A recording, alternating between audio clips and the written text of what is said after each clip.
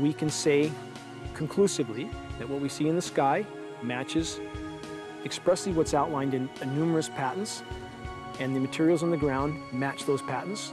This material was not there 5 years ago. It is a recent phenomena in the quantities it's in. It has escalated in some cases 50,000% in 5 years in the case of aluminum. From our original baseline reading of 7 parts per billion, which was already high, it has escalated up to 50,000% in 5 years. And we've seen profound changes in that time.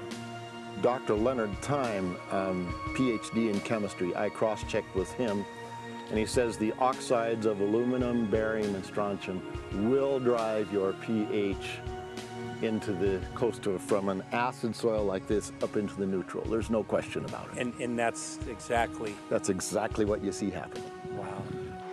I have a doctorate in inorganic chemistry from Oregon State University, in which I was working with different metals and oxidation states, and then did a postdoctorate work at Brandeis, where I was working stabilizing off-oxidation states of different metals.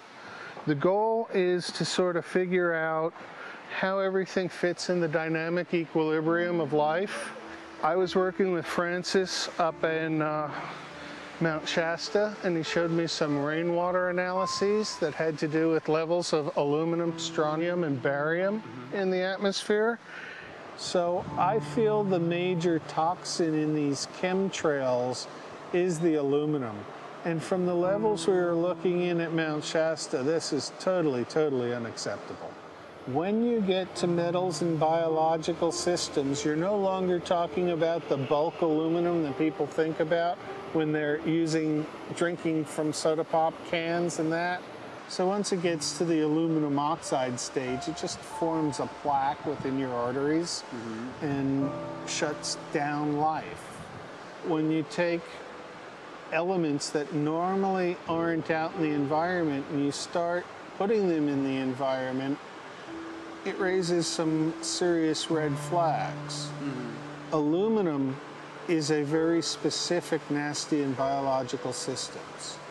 It takes that site and it never lets go, and it shuts down the site, and that's it. And so as you accumulate aluminum over time, it causes major neurological damage because it ends up as aluminum oxide that's essentially stuck in place and can't be flushed out by normal systems. At the core of everyone's condition, there's always some level of toxins. And aluminum is known to have cancer-causing effects. The half-life is decades.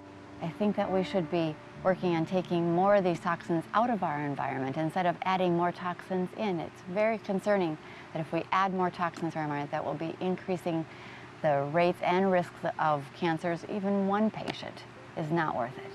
So sad that they would consider putting aluminum in our environment to affect something when they could be causing so much more damage. Wherever the material is coming from, it is there. The amount of metal falling on us cannot be disputed. Absolutely, this is not speculation. The amount of metal in the last 4 years, as I said, have increased to a degree of thousands of times, and California Air Quality Resources Board has studied the aerosols from China. These metals are not amongst them. Mike, the reason I've chosen to focus so primarily on this issue is I feel all other issues are secondary. What could be a greater priority than not being able to walk out your door and take in a breath of air without sucking up heavy metals? If our land base is being poisoned, if our waters are being toxified, what will we have left to work with? Whatever we choose to focus our time and energy on, whatever our political beliefs, that this is a common ground for all of us. We must have air that we can breathe that's not full of toxic chemicals and metals. We must have water that's not completely laden with whatever is being emitted from these aircraft. And if people stopped to consider that the atmosphere is as thin as a layer of paint on a basketball, it is an extremely thin layer that allows life to exist on this planet. To simply treat it as a physics lab and experiment with it until it is broken beyond repair is folly of unbelievable proportion. And if people understood that this sort of experimentation not only is going on, but has been going on for a very, very long time. Going back 50 years, there's been countless climate manipulation, weather modification programs that the vast majority of the public is completely unaware of. And if they think that this is not true, that certainly that somehow they would have known if it was occurring, I would ask them to look at things like Agent Orange and the things that governments do because they can, because there's no one to stop them, because they have these huge military machines that want to control everything. And in fact, the government's own document, perhaps you may have seen, it's available to any online, is called Owning the Weather, an expressed goal of our government, and not just our government. He told the Associated Press that the American government has created weather tampering techniques so that the New World Order will be able to starve millions of Americans and to control the rest. There is weather control techniques.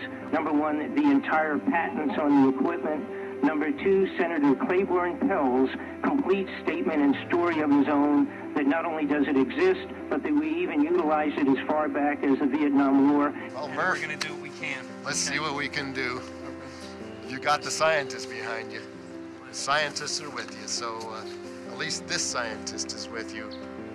I may not have $1 million budget, but I've got enough to show that something's dreadfully wrong. You got it. All right. So Arizona will be this Monday, the 21st. Senator Johnson up in Show Low. So we're going to be in the car a long time.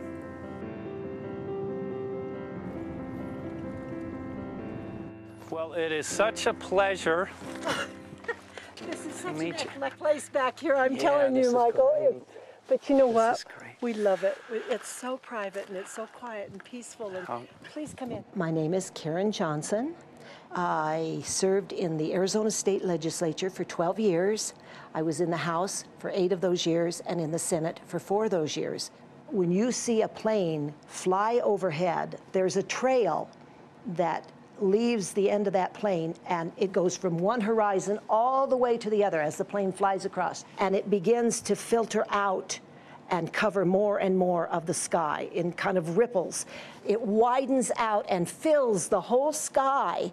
I mean, how could anybody think that that was the case? And then to live and to be underneath that and know that whatever is in that is falling down upon you and upon your animals and upon the earth. And I mean, it's frightening to me. And if people don't start really waking up and facing the fact that we've got people that are doing terrible things to us, and we had better wake up and fight back now. I mean, I'm the mom of 11 kids. I've got 35 grandkids. I mean, I've got a stake in this. I care about what is going to be left for my children. I care about it, and I'm extremely worried about what is going to be left to them.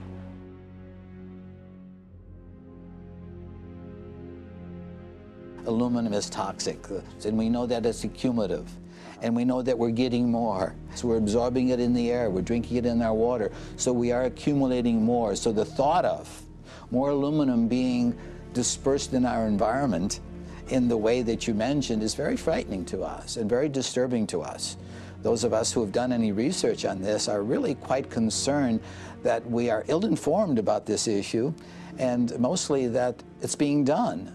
Aluminum is toxic. We know that it is. We can debate as to the amount of toxicity that is going to be disturbing the body, but as far as really accepting the fact that it's accumulative, it's synergistic, then we have to conclude that it's not a good idea to put it in our atmosphere, especially when we know we're getting increased amounts, and especially since we know that the scientific communities around the world are pointing a finger at the heavy metal toxicities, at the toxicities that we're absorbing in the day-to-day food that we eat and the air that we breathe.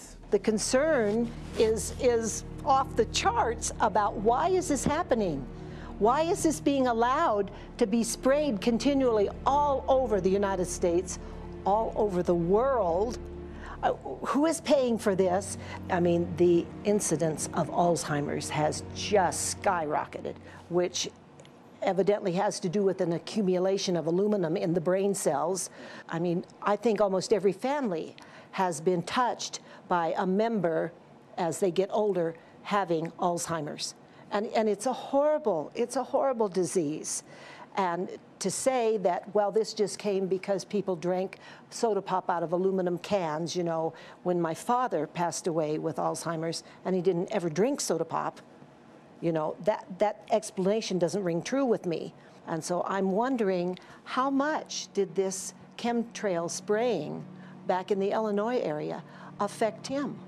Aluminum and fine metal is an accelerant. A friend who's a firefighter up in Pine, Arizona for 20 or 30 years says that the wildfires now that they're fighting are way beyond anything they've seen before in intensity. And when you look at the air samples and you see the fine particles of aluminum, which is very flammable, and magnesium settling on the trees, this is causing unprecedented savage wildfire. But if you look at this, you can see these are parts per million. They sent this to me, and I just found this to be extremely interesting because we should have like 2 parts per million of aluminum in our air. And this is saying that there's 39,000 parts of aluminum. That's astronomical. Barium is high. I mean, these are way off the charts of what people should be breathing or what's coming down on them. And, you know, if people wonder why their health is deteriorating, why they're having to go to emergency rooms, why they can't breathe, you know, why they're getting Alzheimer's, this has been planned. We have elites, I don't know what you want to call them, one worlders, Illuminati, I don't, whatever you want to call them. But with these people that don't care about the average person. They only care about themselves, their greed, their power, and if they eliminate, you know, 2/3, 3/4 of us from the planet, so much for the better for them, because then they don't have so many people to have to herd around and worry about. So this is a lot what this is about, and this is very, very alarming and scary. I mean, where is this stuff coming from, and why? Why is this kind of stuff being put out there? You know, I've heard different explanations about, oh, we need to cool the planet, all this and that. But if people are up there trying to cool the planet, why do they need all this kind of stuff in it? The explanations just never have really rang very true. And as I'm setting up the equipment, she looked at me, she said, all these trees here are dying. And I said, what? She says, all these trees in here are dying. So I thought, well, I'm going to test for aluminum, because that's one of the key things in the programs that we're talking about, and titanium. And I took some of this bark sample and tested it, and it came back positive with aluminum and titanium. Then I started traveling around California, noticing the same thing. In Lake Tahoe, there was a lot of the same type of bark, all through Sacramento area and Davis. Just about everywhere I went, I was noticing this silver white bark. What I think is happening is these chemicals are getting down and destroying the roots. And then as they come up, they're going out into the bark. Those 2 right there are the ones that are just, it just hurts so bad to see these 2, because look how old and big they are. We probably lost 40 trees right here on our 10 acres. Every week, every other weekend, we'd see another tree that was beginning to die. And I mean, it's just so sad, we just cry.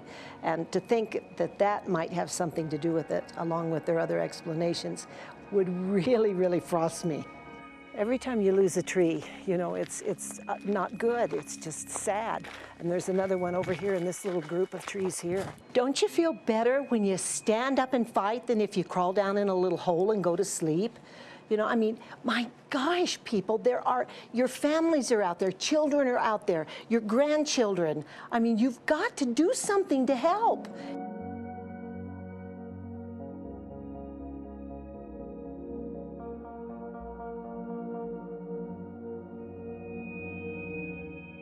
My greatest hope is to get people to question.